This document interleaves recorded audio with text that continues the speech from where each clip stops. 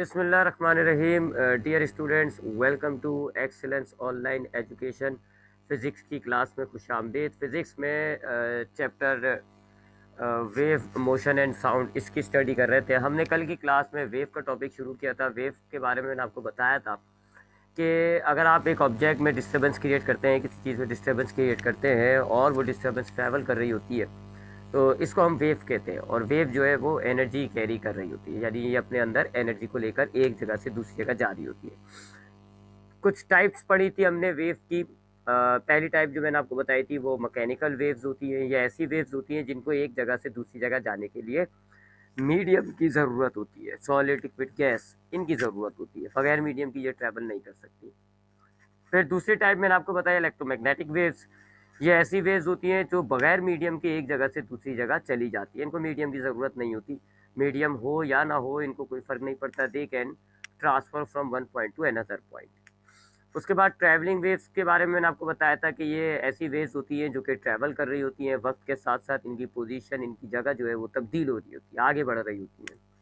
Standing और stationery waves, ये ऐसी वेव्स होती हैं जो कि सिर्फ वाइब्रेट हो रही होंगी, डिस्टर्बेंस होंगी, एनर्जी होगी, लेकिन ये अपनी पोजीशन चेंज नहीं कर रही होती, ये एक ही जगह पर मौजूद होती है। ऐसी वेव्स को हम कहते हैं स्टैंडिंग वेव या स्टेशनरी वेव। ट्रांसवर्स वेव के बारे में मैंने आपको बताया था कि ये ऐसी वेव्स होती हैं जिनमें अगर डायरेक्शन ऑफ वेव अगर आपके पास एक्स एक्सिस में है, तो जो मॉलिक्यूल्स वाइब्रेट कर रहे होंगे वो वाई एक्सिस पे वाइब्रेट कर रहे होंगे, यानी कि वाइब्रेशन और डायरेक्शन के दरमियान वाइब्रेशन और डायरेक्शन परपेंडिकुलर होती है। और लॉन्गिट्यूडनल वेव्स क्या होती है? ये ऐसी वेव्स होती हैं जिनमें vibration of the molecules and direction of the wave दोनों पैरेलल होंगी, एक ही डायमेंशन में होंगी। ऐसी वेव्स को हम कहते हैं लॉन्गिट्यूडनल वेव। मैंने आपको इनकी डायग्राम भी दिखाई थी कि किस तरीके से वाइब्रेशन और डायरेक्शन ऑफ वेव्स जो है वो है। ट्रांसवर्स और लॉन्गिट्यूडनल वेव में ट्रांसवर्स वेव की एग्जाम्पल लाइट जहन में रखिएगा, और लॉन्गिट्यूडनल वेव की एग्जाम्पल में हमने साउंड को रखना है। अब हम जो है ज़रा वेव की बेसिक टर्मिनोलॉजीज़ को पढ़ेंगे, यानी कि वेव के अंदर जो चीज़ें होती हैं उनको उनकी बात करेंगे। तो बेसिक टर्मिनोलॉजीज़ देखते हैं अब हम।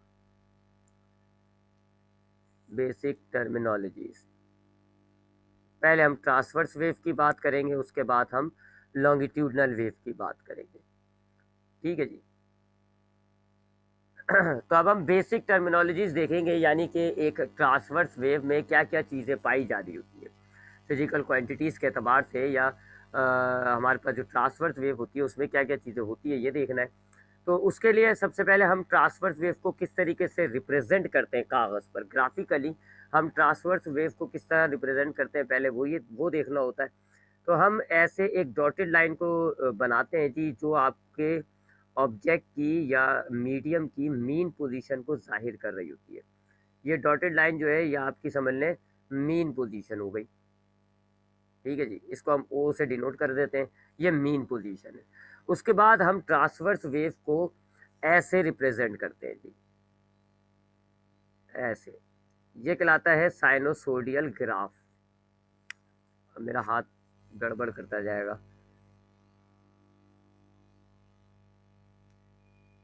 ये ट्रांसवर्स वेव को हम ऐसे रिप्रेजेंट करते हैं। ये जो है ये एक ग्राफ की शक्ल होती है, इसको हम कहते हैं साइनोसोडियल ग्राफ। तो हम ट्रांसवर्स वेव को साइनोसोडियल ग्राफ के जरिए रिप्रेजेंट करते हैं। ये ट्रांसवर्स वेव है, यानी कि ऐसी वेव जिसके अंदर मॉलिक्यूल जो है वो अगर आपको वाई एक्सिस पे वाइब्रेट कर रहे होंगे, तो वेव जो है वो एक्स एक्सिस पे ट्रैवल कर रही होगी, तो ये ट्रांसवर्स वेव भी हो जाती है। इसको आप ट्रैवलिंग वेव भी कह सकते हैं, क्योंकि ये एक जगह से दूसरी जगह इसकी पोजीशन चेंज हो रही है। वेव्स की जो पोजीशन है वो चेंज हो रही है, तो ये ट्रैवलिंग वेव्स भी हो जाएगी, ट्रांसवर्स वेव भी हो जाएगी। अच्छा, मीडियम के अतबार से ये दोनों हो सकती है। कुछ ट्रांसवर्स वेव हमारी जो है वो मैकेनिकल वेव्स होती हैं, जैसे कि रोप में जो रस्सी में जो वेव क्रिएट होती है वो मैकेनिकल होती है, उसमें मीडियम चाहिए उसको ट्रैवल करने के लिए। जबकि लाइट एक ऐसी ट्रांसवर्स वेव होती हैं जो इलेक्ट्रोमैग्नेटिक नेचर की होती है। तो ये मीडियम के अतबार से दोनों किस्म की हो सकती हैं, यानी कि ये मैकेनिकल वेव भी हो सकती हैं और इलेक्ट्रोमैग्नेटिक वेव भी हो सकती हैं। और वैसे ये ट्रैवलिंग वेव होंगी, ये स्टैंडिंग वेव नहीं होगी, ये ट्रैवलिंग वेव होंगी। और इसमें हम देख रहे हैं कि इसको हमने ट्रांसवर्स वेव क्यों कहा है, कि ये जो रस्सी के मॉलिक्यूल्स हैं, एक्चुअल में ये रस्सी है, सपोज कर लें, अगर हम इसको एग्जाम्पल के तौर पे रस्सी में जो क्रिएट हो रही है वेव उसको ले रहे हैं, तो ये रस्सी है जी, आप देखें रस्सी ऊपर नीचे वाइब्रेट कर रही है, यहाँ से ऊपर हो रही है, यहाँ से नीचे हो रही है, यहाँ से ऊपर हो रही है, यहाँ से नीचे हो रही है, यानी कि इसमें हमें वाइब्रेशन जो है वो अलोंग दी वाई एक्सिस नज़र आ रहा है। वाई एक्सिस पे मॉलिक्यूल्स वाइब्रेट हो रहे हैं, तो वाइब्रेशन हमें वाई एक्सिस पे नज़र आ रहा है, जबकि वेव की डायरेक्शन जो है वो ऐसे है, यानी कि ये वाला वेव जो है कहाँ है, ये वाला वेव जो है थोड़ी देर बाद ये आपको ऐसे इधर नज़र आएगा, फिर ये ऐसे आगे आ जाएगा, ऐसे आगे आ जाएगा, तो डायरेक्शन ऑफ वेव जो है वो ऐसे आ रही है। लिहाजा ये देख लें जी, ये हो गई ट्रांसवर्स वेव। तो ये ट्रांसवर्स वेव है क्योंकि मॉलिक्यूल्स की जो वाइब्रेशन है और डायरेक्शन जो है ये परपेंडिकुलर हो रही है। अच्छा, अब इसकी टर्मिनोलॉजीज पर आते हैं, ज़रा इसकी टर्मिनोलॉजीज को समझेंगे कौन कौन सी चीज़ें होती है जी। तो सबसे पहले तो हम देखें, ये एक वेव नहीं है, ये एक वेव नहीं है, ये असल में जो मैंने सब ड्रॉ की हुई है, ये कितनी वेव हो जाएंगी चेक करिएगा ज़रा। एक वेव स्टार्ट होती है मीन पोजीशन, यानी इस पॉइंट से, यहाँ से स्टार्ट होगी, मैं थोड़ा सा मोटा मार्कर ले लेता हूँ, ये एक वेव स्टार्ट हो रही है जी यहाँ से, ये पूरी स्टार्ट हो रही है मीन पोजीशन से स्टार्ट हुई, फिर ये वापस मीन पर आई और दूसरी तरफ चली गई, यानी कि आप समझ लें माइनस की तरफ जा रही है, ये माइनस की तरफ जा रही है, फिर वापस रिटर्न आकर जैसे ये मीन पर आ गई, अब ये इसका पूरा एक चक्कर कंप्लीट हो गया, ये पूरा एक चक्कर कंप्लीट हो गया, जिसको हम कहते हैं वाइब्रेशन, वन वाइब्रेशन हो चुकी है, ठीक है। तो ये एक वेव है। अब इससे आगे अगर आप बनाओगे तो ये दूसरी वेव हो गई, क्योंकि ये देखिए ये फिर दोबारा मीन से स्टार्ट हुई, ये अपनी मैक्सिमम पोजीशन पे गई, फिर वापस मीन की तरफ बढ़ रही है, मीन पर आई, फिर ये दूसरी तरफ जा रही है, दूसरी तरफ जाके मैक्सिमम पोजीशन पे गई, फिर ये वापस मीन पर आ रही है, अब ये यहाँ पे ख़त्म हो गई, तो ये दूसरी वेव हो गई, ठीक है। और ये आधी बनी हुई है, हमारी तीसरी वेव जो है वो आधी बनी हुई है। चले अगर हम इसको भी पूरा कर लेते हैं तो तीसरी वेव कहाँ से आ रही है जी, ये आ रही है तीसरी वेव, ये वापस मीन पर आई, तो ये दूसरी एक्सट्रीम पोजीशन पे गई और ये वापस मीन पर आई, तो ये तीन वेव हमने बनाई हुई है ये हम कहेंगे कि ये एक वेव नहीं है, ये तीन वेव्स है। तो एक वेव आपके पास ये हो गई ग्रीन, एक रेड हो गई, एक ब्लू हो गई, इसको हम कह रहे हैं कि ये वन वेव है। ये क्या है, ये वन वेव है। पेंडुलम वगैरह के जो मोशन थे, यानी कि वाइब्रेटरी मोशन में हमने वन वाइब्रेशन वाली टर्म यूज़ किया था, ये वन वेव हो रही है। पेंडुलम का केस जो होता है, पेंडुलम को अगर हम साइड में ड्रॉ कर लें तो आपको याद होगा, पेंडुलम में ये पेंडुलम है, ये एक्सट्रीम पोजीशन होती है, ये मीन पोजीशन होती है, और ये दूसरी एक्सट्रीम पोजीशन होती है, ए ओ बी। तो वहाँ पे हम वन वेव तो नहीं कहते, वहाँ पे हम कहते हैं वन वाइब्रेशन। और वन वाइब्रेशन क्या होता है कि अगर आपका जो पेंडुलम है वो जिस पॉइंट से स्टार्ट हो रहा है, सपोज करें जी ए पॉइंट से स्टार्ट हो रहा है, तो ये मीन पर जाएगा, फिर ये बी पर जाएगा, फिर वापस बी से मीन पर आएगा, फिर वापस अपने ओरिजिनल पॉइंट पर आ जाएगा, तो ये हम कहते हैं कि ये वन वाइब्रेशन हो गई। तो वाइब्रेटिंग बॉडी के अंदर वन वाइब्रेशन होती है और वेव के अंदर वन वेव होती है, ठीक है। तो वन वेव क्या होगी कि आपका जो ऑब्जेक्ट है वो वाइब्रेट करते हुए जिस पॉइंट से स्टार्ट हुआ है वहीं पर आ जाए वापस। तो ये देख लीजिए, ये वाइब्रेट करता हुआ हमारी ये जो रोप है, वाइब्रेशन के दौरान ये यहाँ से स्टार्ट हुई थी, घूम फिर के वापस आ गई, तो इसको आप कहते हो कि ये वन वेव है। एक बात, उसके बाद इस वन वेव की जो लेंथ होती है, अगर आप इस वन वेव की लेंथ को नाप लो, यानी कि इस जगह से इस जगह तक का हिस्सा नाप लो, ये इस डिस्टेंस को नाप लो, इसको आप कहते हो वन वेव लेंथ, इसको आप कहते हैं वेव लेंथ, यानी एक वेव की लंबाई, length of one wave, length of one wave. तो एक वेव की जो लेंथ होती है उसको आप जो है वो वेव लेंथ कहते हैं। इसको डिनोट किया जाता है इस सिंबल से, ये ग्रीक सिंबल है, इसको हम पढ़ते हैं लैम्डा। तो लैम्डा इसका सिंबल होता है वेव लेंथ का। और वेव लेंथ क्या होता है कि जो आपकी एक वेव होती है इसकी लेंथ को आप कह रहे हो तो वेव लेंथ है। इसको आप यहाँ से यहाँ तक भी नाप सकते हैं, यानी ओ से लेके ओ यहाँ तक, ए पॉइंट तक, यहाँ से यहाँ तक भी नाप सकते हो। कुछ लोग जो है इसको यहाँ इस हाईएस्ट पॉइंट से इस हाईएस्ट पॉइंट तक नाप लेते हैं, कुछ जो है इस हाईएस्ट पॉइंट से इस हाईएस्ट पॉइंट तक नाप लेते हैं, बात एक ही है। तो एक वेव लेंथ जो है वो यहाँ से लेके यहाँ तक के डिस्टेंस को भी आप कहोगे कि ये एक वेव लेंथ हो गई। इसी तरह इस पॉइंट से इस पॉइंट तक का डिस्टेंस नापेंगे तो ये भी इतना ही आएगा, यानी ये भी वन वेव लेंथ कहलाएगा। या इस पॉइंट से इस पॉइंट तक नापेंगे तो ये भी आपको एक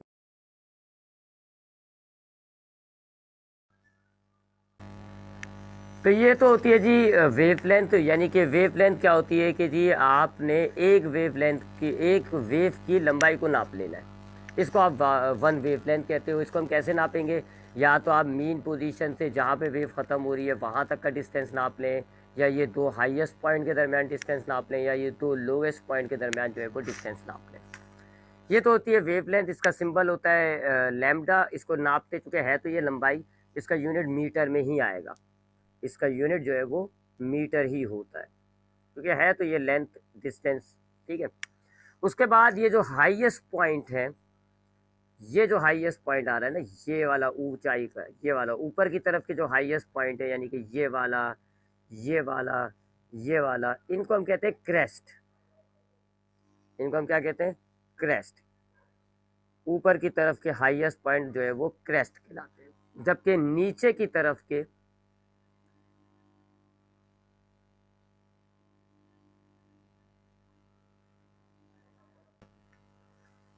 तो अब क्रेस्ट क्या होते हैं? ये जो आपकी वेव में ये जो ऊपर की तरफ के हाईएस्ट पॉइंट हैं, ये वाले, इनको आप क्रेस्ट कहते हैं। जबकि नीचे की तरफ के जो हाईएस्ट पॉइंट होते हैं, यानी कि ये वाला, या ये वाला, या ये वाला, इनको हम कहते हैं trough. T for trough, C for crest. तो ऊपर की साइड पे हाईएस्ट पॉइंट जो है वो क्रेस्ट कहलाते हैं, नीचे की साइड पे जो हाईएस्ट पॉइंट है उनको आपने कहा है कि ये है ट्रफ। तो वन वेव हो गई जी आपकी। वेव जो है उसमें वेव्स, आपकी जो एक कंटिन्यूस वेव है उसमें बहुत सारी वेव से मिलके बनी हुई होती है। एक वेव क्या होती है कि अगर आपकी जो वेव है वाइब्रेट करते हुए जिस पॉइंट से स्टार्ट हुई है वापस घूम फिर के वापस आ जाए, उसी पॉइंट पर आ जाए, तो ये एक वेव हो जाती है। इस डायग्राम में आपको तीन वेव बना के दिखाई है मैंने। एक वेव की जो लेंथ होती है उसको आप वेव लेंथ कहते हो, और इसको आप लैम्डा नाम के सिंबल से डिनोट करते हो। कैसे नापोगे? यहाँ से यहाँ तक, यानी एक वेवलेंथ को नाप लो, या दो क्रेस्ट के दरमियान डिस्टेंस नाप लो, या दो ट्रफ के दरमियान डिस्टेंस नाप लो। क्रेस्ट क्या होती है? ऊपर वाले जो हाईएस्ट पॉइंट है उनको आप क्रेस्ट कहते हैं, जबकि नीचे वाले हाईएस्ट पॉइंट जो है उनको आप ट्रफ कहते हैं। उसके बाद एम्पलीट्यूड क्या होता है जी? ये डिस्टेंस, यानी मीन पोजीशन से क्रेस्ट तक का फासला, या मीन पोजीशन से ट्रफ तक का फासला, इसको आप एम्पलीट्यूड कहते हैं। यानी यहाँ से लेके यहाँ तक का डिस्टेंस एक्स नॉट एम्पलीट्यूड का सिंबल होता है। इसी तरह अगर आप ट्रफ नापोगे तो यहाँ ये मीन पोजीशन से ट्रफ तक का डिस्टेंस नाप लो तो ये भी एम्पलीट्यूड कहलाता है। तो ये चौथी चीज़ हो गई जी आपके पास एम्पलीट्यूड। एम्पलीट्यूड क्या होता है जी? आपके पास एम्पलीट्यूड होता है मीन पोजीशन से क्रेस्ट या ट्रफ तक का फासला, और इसको आप एक्स नॉट के सिंबल से डिनोट करते हो। तो पहली चीज़ हो गई वेव क्या होती है, फिर वेव लेंथ आपको बताया, फिर क्रेस्ट बताया आपको क्या होता है, ट्रफ बताया आपको क्या होता है, फिर आपको बताया एम्पलीट्यूड क्या होता है। उसके बाद छठी चीज़ टाइम पीरियड। टाइम पीरियड क्या होता है जी? टाइम पीरियड को हम वही कैपिटल टी से डिनोट करते हैं। ठीक है जी। और टाइम पीरियड क्या होता है कि आपकी वेव अगर मूव कर रही है तो एक वेव लेंथ जितना डिस्टेंस कवर करने में कितना टाइम लगा है। यानी अगर आप यहाँ से स्टार्ट कर रहे हैं तो आपकी ये वेव बनते बनते बनते बनते जब ये पूरी एक वेव बन जाएगी तो इस दौरान जितना टाइम लगा होता है, इस दौरान आपकी इस वेव को या इस डिस्टर्बेंस को यहाँ से यहाँ तक ट्रैवल होने में जितना टाइम लगता है, डिस्टेंस कितना कवर कर रहा है जी? एक वेव लेंथ के बराबर। इस टाइम को आप कहते हो कि ये टाइम पीरियड है। तो टाइम पीरियड क्या होता है कि एक वेव बनने में कितना टाइम लगा है, सीधी सी बात, एक वेव बनने में कितना टाइम लगा है। यानी आपका ऑब्जेक्ट, अगर आपने कोई ऑब्जेक्ट यहाँ रखा हुआ है, यहाँ पर एक मॉलिक्यूल है, तो वो ऐसे यहाँ से यहाँ तक डिस्टेंस कितना कवर कर रहा है, कितने टाइम में कवर कर रहा है, इसको आप कहते हो टाइम पीरियड। टाइम टी से डिनोट किया जाता है। जबकि सातवीं चीज़ है जी फ्रीक्वेंसी, और फ्रीक्वेंसी को आप स्मॉल एफ से डिनोट करते हैं। ऐसे ऐसे ग्रीक लेटर भी इसका है सिंबल, इसको भी इस तरह से भी डिनोट किया जाता है।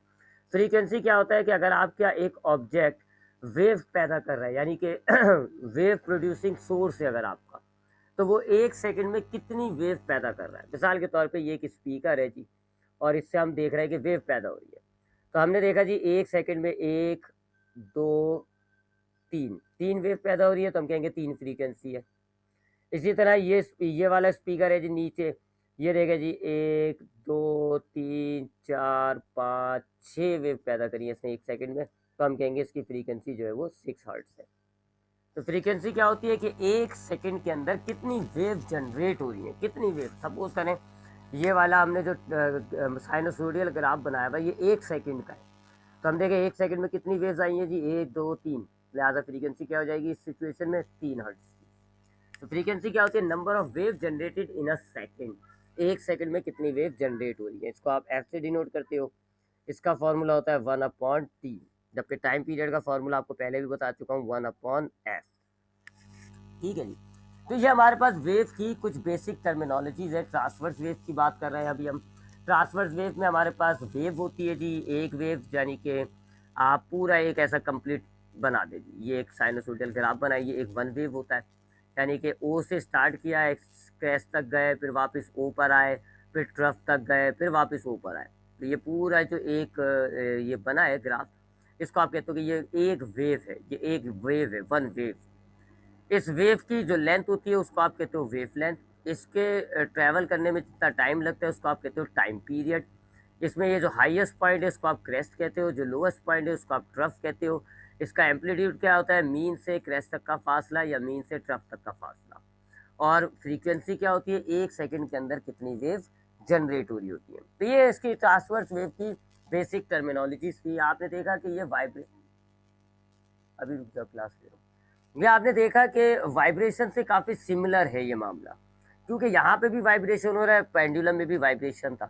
तो इसलिए दोनों दोनों की जगह जो बेसिक टर्मिनोलॉजी थी वो सेम हुई थी। तो लिहाजा अगर मैं कंपेयर करूँ तो पेंडुलम आ गया ये, ठीक है जी, ये इसकी एक्सट्रीम पोजीशन हो गई ए, ये इसकी मीन पोजीशन हो गई ओ, और ये इसकी एक और एक्सट्रीम पोजीशन हो गई बी। ये भी वाइब्रेट करता है, जबकि वेव के अंदर अगर हम लें तो ये हमारे पास मीन पोजीशन है, ये हमने एक,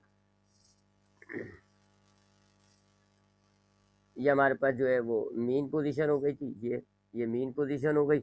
और मैं अब एक वेव जनरेट कर लेता हूँ इसमें से, तो ये मेरे पास एक वेव जनरेट हो गई, ये एक वेव आ गई।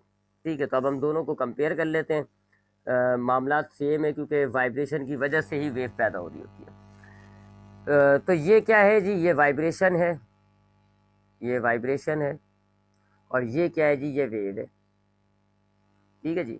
वाइब्रेशन के अंदर, वाइब्रेशन जब हमारे पास ऑब्जेक्ट कर रहा होता है तो ये इसकी दो एक्सट्रीम पोजीशंस होती हैं, ए और बी, और एक जो है वो मीन पोजीशन होती है। तो ये एक्सट्रीम पोजीशन हो गई ए, एक ये एक्सट्रीम पोजीशन हो गई बी, और ये जो है वो मीन पोजीशन होती है। वेव में भी यही मामला है, ये मीन पोजीशन होती है, एक ये एक्सट्रीम पोजीशन होती है जिसको हम क्रेस्ट कहते हैं, एक ये एक्सट्रीम पोजीशन होती है जिसको हम ट्रफ कहते हैं। ठीक है, तो वाइब्रेशन में भी हमारे पास दो एक्सट्रीम पोजीशंस हैं, एक ए और एक बी, और एक मीन पोजीशन होती है। यहाँ पर भी यही है जी, एक मीन पोजीशन होती है, दो एक्सट्रीम्स होती है, क्रेस्ट और एक ट्रफ। ठीक है, तो वाइब्रेशन में हमारे पास क्या है, टू एक्सट्रीम्स पोजीशंस है, दो एक्सट्रीम पोजीशंस हैं। ठीक है जी, और हमने उनको क्या नाम दे रहे होते हैं, ए एंड बी नाम दिया वैसे डायग्राम में। जबकि वेव में भी हमारे पास यही मामला है जी कि टू एक्सट्रीम पोजीशंस होती हैं, और उनको हमने नाम ज़रा डिफरेंट रखा हुआ है। एक को हम कहते हैं ऊपर वाली को क्रेस्ट, और दूसरी वाली को हम कहते हैं ट्रफ। ठीक है जी।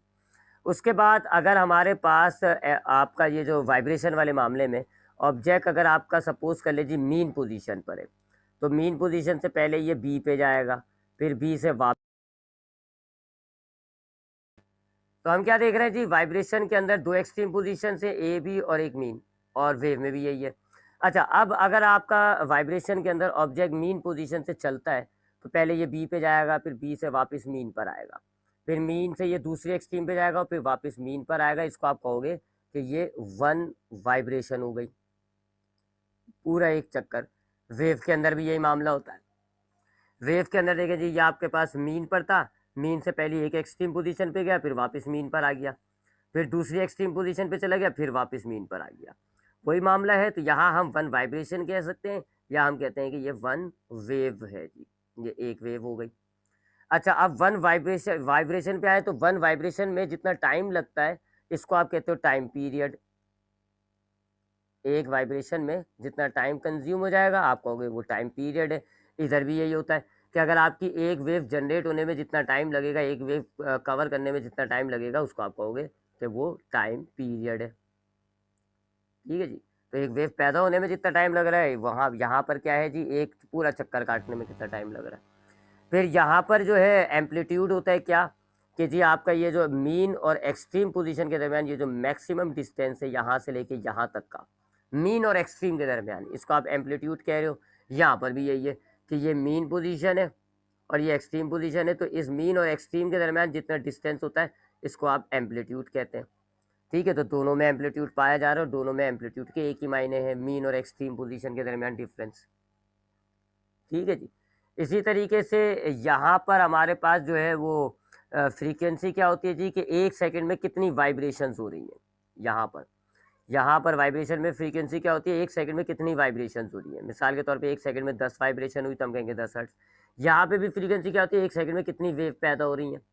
अगर 10 वेव पैदा हुई हैं तो आप कहोगे 10 जो है वो फ्रीक्वेंसी है। तो दोनों में फ्रीक्वेंसी भी सेम मायनों में पाई जा रही है। तो आप देख रहे हैं दोनों कॉमन चीज़ है काफ़ी। ये एक दूसरे से, ये जो वाइब्रेशन होती है इसकी वजह से वेव पैदा हो रही होती हैं। एक दूसरे की एक दूसरे के सामने नाम में ही फ़र्क है। जब ऑब्जेक्ट वाइब्रेट करेगा तो वेव पैदा होंगी, या यूँ कह लो कि जब वेव चल रही होती है तो आपका जो ऑब्जेक्ट है या उसके जो मीडियम के मॉलिक्यूल्स है वो वाइब्रेट कर रहे होते हैं। तो इसलिए ये दोनों टर्म्स जो है वो सिमिलर टर्मिनोलॉजीज़ में आ रहे होते हैं। आई होप यहाँ तक तो बात क्लियर हो गई होगी। तो हमने वाइब्रेशन के अंदर की जो बेसिक टर्मिनोलॉजीज़ हैं वो भी देखी, हमने वेव के अंदर जो बेसिक टर्मिनोलॉजीज़ होती है हमने वो भी देखी। अब हम बात करते हैं लॉन्गिट्यूडनल वेव की। लॉन्गिट्यूडनल वेव के अंदर क्या मामला होते हैं। ठीक है जी, now moving on to longitudinal wave.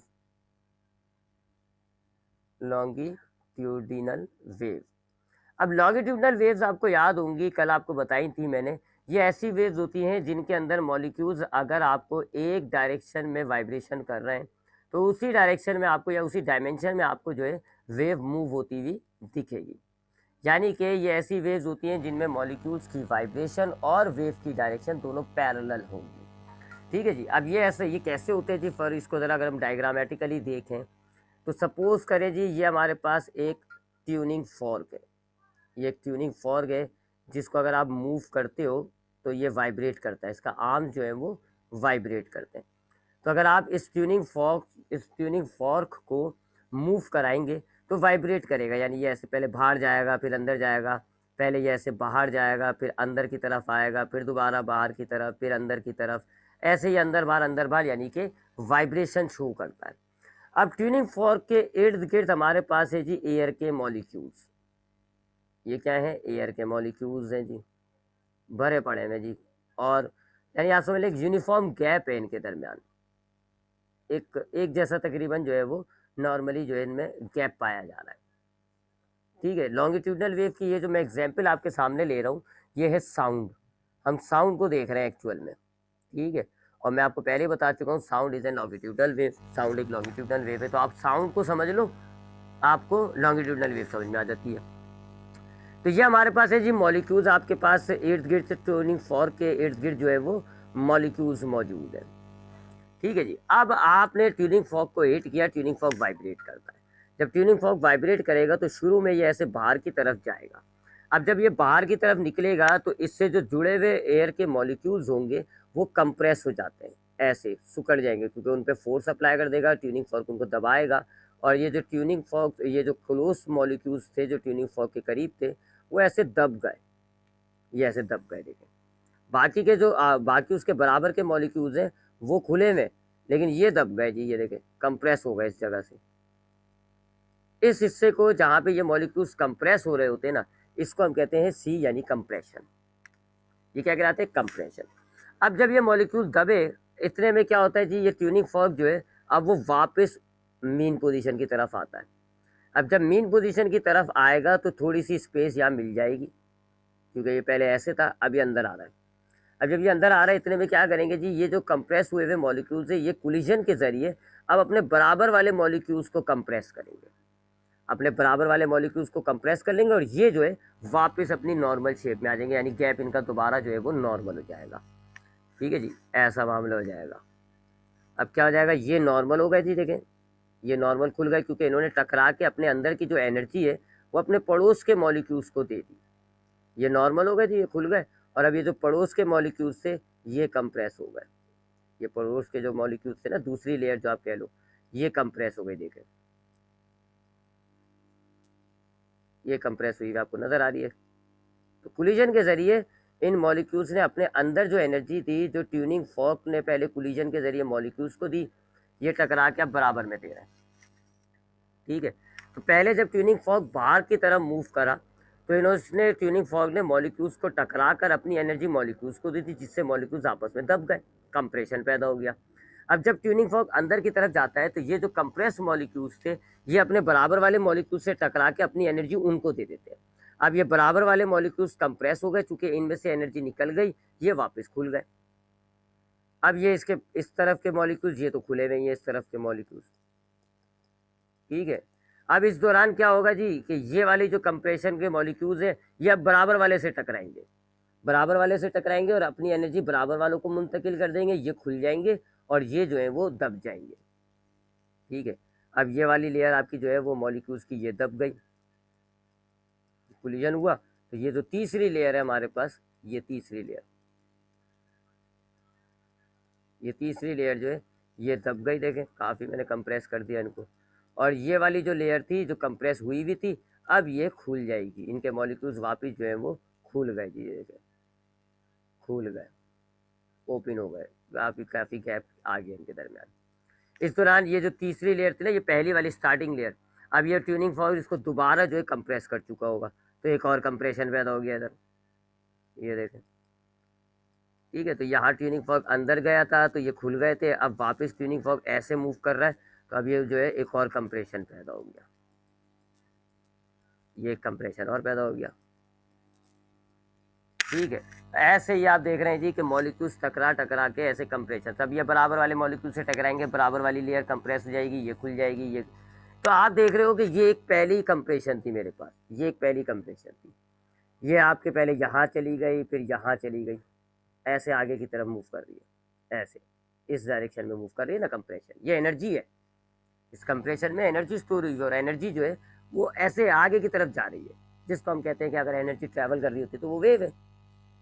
तो ये एक वेव क्रिएट हो रही है कंप्रेशंस और रेयर फ्रैक्शंस की शक्ल में, और ऐसे आगे की तरफ जा रही है। एक बात, फिर मॉलिक्यूल्स को अगर हम देखें तो मॉलिक्यूल्स जब कंप्रेस होता है तो ऐसे मूव करता है और यहाँ पर आ जाता है, फिर जब ये एनर्जी दे देगा कोलिजन के ज़रिए तो ये वापस खुल जाएगा और ऐसे मूव कर जाएगा, फिर दोबारा जब ये टकराएगा कंप्रेस होगा तो ऐसे जाएगा और फिर वापस ऐसे। तो मॉलिक्यूल्स हमारे पास वाइब्रेट हो रहा है, ये वाइब्रेशन हो गई मॉलिक्यूल्स की, और ये डायरेक्शन हो गई। देख लें जी, दोनों जो है वो आपको एक ही डायमेंशन में नज़र आ रहा है, एक्स एक्सिस में।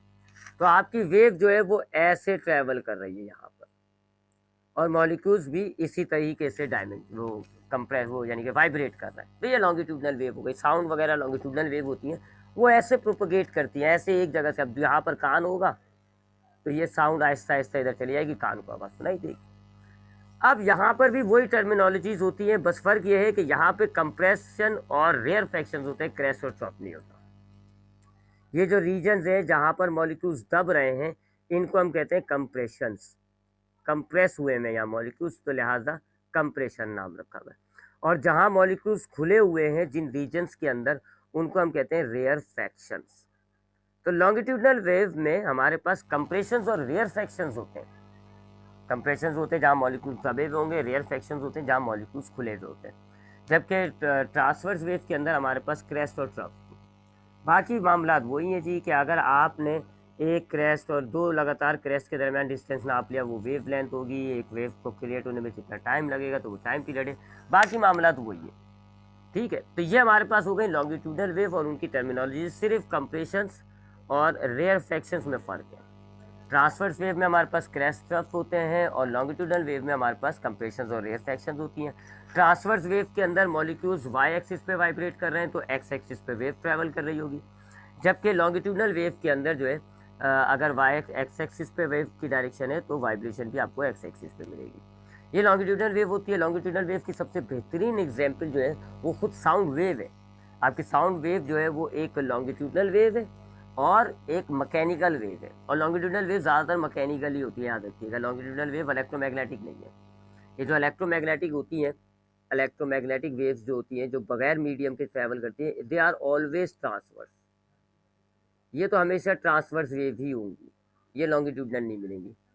जबकि मैकेनिकल वेव्स आपको जो है मैकेनिकल वेव्स ये आपको दोनों किस्म की मिल सकती हैं। ये ट्रांसवर्स भी हो सकती हैं और लॉन्गिट्यूडनल भी हो सकती है। लॉन्गिट्यूडनल की एग्जांपल क्या है जी? साउंड। साउंड एक लॉन्गिट्यूडनल मैकेनिकल वेव है। जबकि मैकेनिकल ट्रांसफर की एग्जांपल है जी, रस्सी में जो रोप पैदा होती है, रोप में जो वेव पैदा होती है वो आपकी मैकेनिकल है। तो electromagnetic waves are always transverse, तो आपकी जो बगैर मीडियम की वेव होती हैं वो ऐसी होंगी, ऐसी वाली। जबकि मैकेनिकल वेव जो होती है मीडियम वाली, वो ट्रांसफर भी हो सकती है, लॉन्गिट्यूडनल भी हो सकती हैं, और इनको मीडियम चाहिए होता है। लिहाजा आपको ट्रांसवर्स वेव जो है मीडियम वाली भी मिल रही है और बगैर मीडियम वाली भी मिल रही है। जबकि लॉन्गिट्यूडनल वेव हमेशा मैकेनिकल होती है, क्योंकि इनमें मॉलिक्यूल्स टकरा टकरा के ही तो दे रहे हैं एनर्जी आगे। अगर ये होंगी नहीं तो कैसे? तो मैकेनिकल वेव्स और longitudinal waves are always mechanical in nature. ठीक है जी, ये हमने बेसिक टर्मिनोलॉजीज देख ली। लेट मी सी, अब हम कुछ फार्मूलों की बात करें तो एक बड़ा बेसिक फार्मूला हम इसका ड्राइव करने वाले हैं जी। एक बेसिक फार्मूला हम बना रहे हैं, वो है velocity is equals to wavelength multiply by frequency. इस फार्मूले को हम ड्राइव करेंगे। इसको हम कैसे ड्राइव करते हैं जी? हमारे पास जो है वो वेलोसिटी का जो बेसिक फार्मूला होता है वो होता है डिस्टेंस डिवाइडेड बाय टाइम। ठीक है, ये एक फार्मूला होता है, डिस्टेंस डिवाइडेड बाय टाइम। अब सपोज करें कि हमारे ऑब्जेक्ट ने या हमारी वेव ने एक वेव बनाई है, बस सिर्फ एक वेव। तो आप एक वेव के दौरान जितना डिस्टेंस कवर होता है एक वेव बनाइए, तो अब एक वेव के दौरान जितना वेव डिस्टेंस कवर होता है उसको हम कहते हैं वेवलेंथ। जबकि एक वेवलेंथ के दौरान जितना टाइम लगता है उसको आप कहते हो टाइम पीरियड। तो हमने एक नॉर्मली हमने एक वेव ले ली, तो एक वेव पे कितनी लेंथ होती है जी? वेवलेंथ के बराबर होती है उसकी लेंथ। और कितना टाइम लग रहा होता है? Time period. तो अब ये दोनों चीज़ें डाल देते हैं जी, तो velocity is equals to distance की जगह आ गया wavelength divided by small T की जगह आ गया टाइम पीरियड। एक तो ये फॉर्मूला हो गया आपका, velocity is equals to wavelength divided by time period. फिर हम क्या करते हैं जी? टाइम पीरियड जो है उसको अलग से लिख लें आप, lambda multiply by 1 upon time. और 1 अपॉन टाइम पीरियड जो है वो फ्रीक्वेंसी के बराबर होता है। तो एक फॉर्मूला आपके पास